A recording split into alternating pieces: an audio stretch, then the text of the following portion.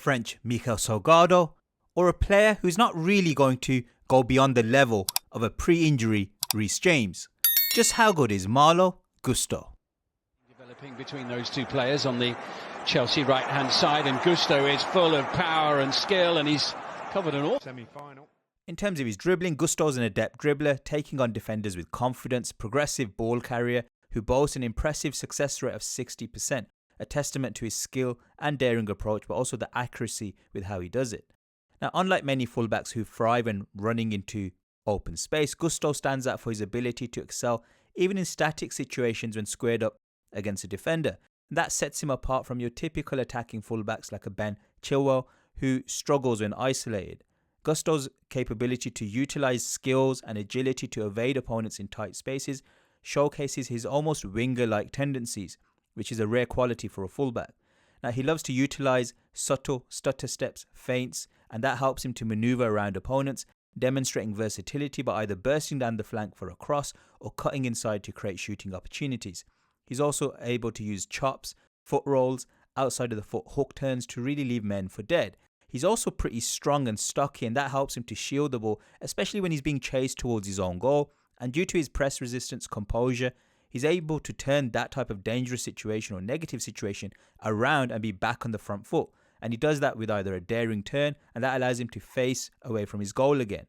Now, whilst he doesn't really capitalise on his shooting potential, I think his dribbling prowess suggests immense promise. Although he's not really reaching the precision and flair of someone like Reece James before his injury, I think his solid performance in this respect draws comparisons to players like Salgado, showcasing a generational level of ball-carrying ability for a right-back. Gusto did his best. He's made sure Chelsea have retained possession. Manchester City fans inside Stamford Bridge adding to the atmosphere surrounding this quarter-final as Steffi Mavididi just tests. Gusto's defensive style bears resemblance to that of a Dani Alves, characterised by aggression, energy and a penchant for high-intensity play. An average of around 10 defensive actions per game, Gusto demonstrates its commitment to winning duels and intercepting the ball effectively. However, that aggressive nature sometimes leads to him being caught out of position, particularly when opponents are exploiting the space behind him with through balls. Despite this little vulnerability, Gusto compensates with his remarkable ability to quickly recover and track back, and he's got a lot of determination to try and rectify defensive lapses. He's not a lazy player. However, unlike defensive stalwarts like Maldini or the latter-day Kyle Walker, these players favoured a conservative and positional approach, whereas Gusto is defined by his high-energy style, and he doesn't possess the same level of positional discipline just yet. But he does have relentless work rate and a willingness to engage in battles up the pitch, so that makes him a formidable presence on the field of play. In summary, I'd say his defensive game is more like a Dani Alves, marked by aggression, energy and a ball-winning approach, who leaves space behind, but he's someone who has the commitment, the tenacity to be a valuable asset to his team's backline, and with maturity, one would hope that his positional IQ can develop to the extent where he can balance out his duties like an Dani Alves did under Pep Guardiola. Into Winks. There's a better competitive edge to this tie now. Absolutely, with that gifted own. Gusto's defensive approach in one-on-one situations is reminiscent of Dani Carvajal, aggressive, tenacious, but especially Carvajal now, occasionally vulnerable. In these battles, he relies on his physicality. He can often resort to fouling due to his lack of precision at the moment in these type of encounters. Whilst he possesses the speed to keep up with wingers, his reactions inside the box are sometimes lacking, allowing opponents to gain a yard on him.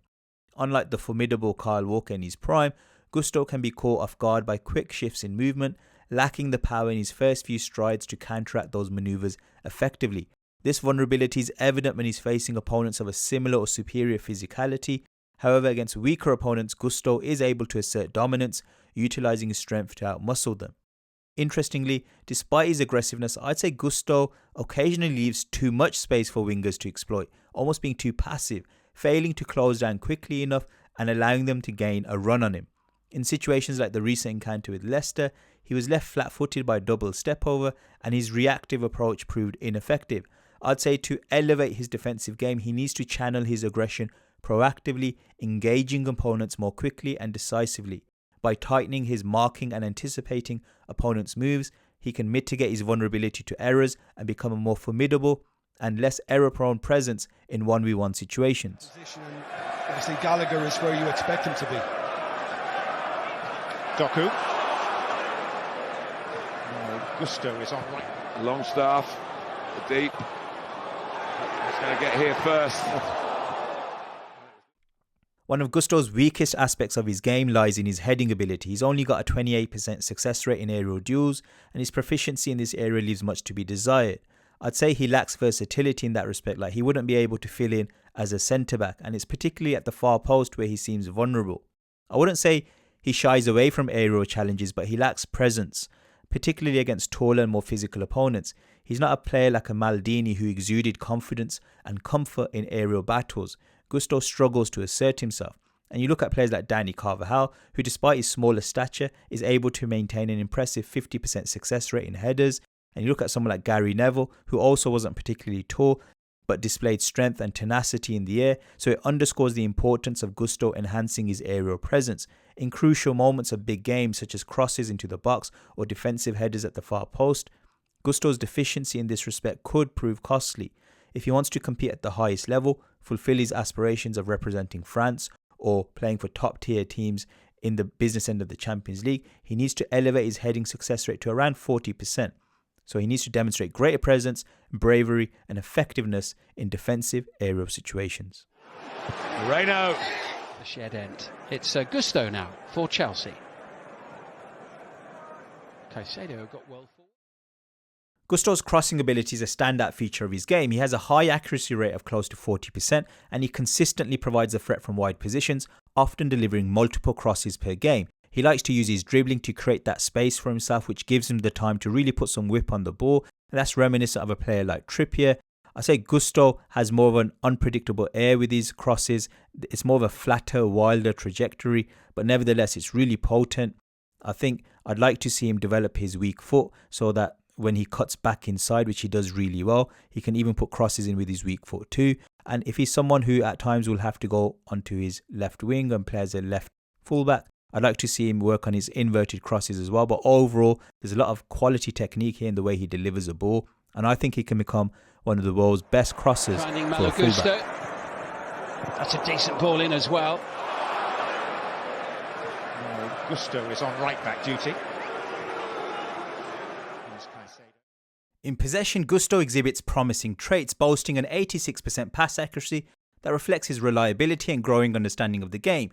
He demonstrates composure and sound decision-making, particularly when receiving the ball from the goalkeeper or orchestrating play with the teammates in midfield. In the final third, his ability to control the flank is notable. He utilizes foot rolls effectively to navigate past defenders and maintain possession, buying himself time and displaying a calm demeanour under pressure. What's more, his one-touch passing stands out, anticipates teammates' movements well, and finds them with precision, almost as if he can preempt where they're going to be. Even when the ball is played to him in the air, Gusto's ability to execute good one-touch passes is pretty remarkable. His accuracy in such situations adds another dimension to his play, allowing him to keep the momentum of the game flowing seamlessly. Moreover, Gusto's sole foot technique also allows him to manipulate the ball in various ways before he's even had the chance to receive it. His first touch is exceptionally comfortable and elusive, making it challenging for opponents to press him effectively. Gusto's killer passing and progressive passing lacks the consistency, however, but unfortunately we can't really extensively cover that due to the limitations of available footage, so we'll delve deep into this aspect for our Patreon users using his footage from the French league. Overall, from a retention perspective, Gusto is pretty proficient in possession and will continue to go from strength to strength in this regard. The shed end. It's Gusto now for Chelsea. Caicedo got well forward. Gusto's long passing game is characterised by a lower accuracy rate. Now that's primarily due to the complexity and risk involved in some of the passes he's trying to attempt. Now despite these statistical challenges, he does showcase excellent technical prowess, particularly in his curve technique and his ability to execute volleyed passes with precision. He often attempts for ambitious passes into the channel where strikers need to compete for the ball, and that's what's contributing to that lower accuracy rate. However, he does have the ability to deliver pinpoint passes, playmaker-like long balls in that channel area at times. but there's a sense that his current approach to long passing lacks the necessary control and discipline. With better coaching, stricter discipline, there's potential for improvement in his accuracy over time.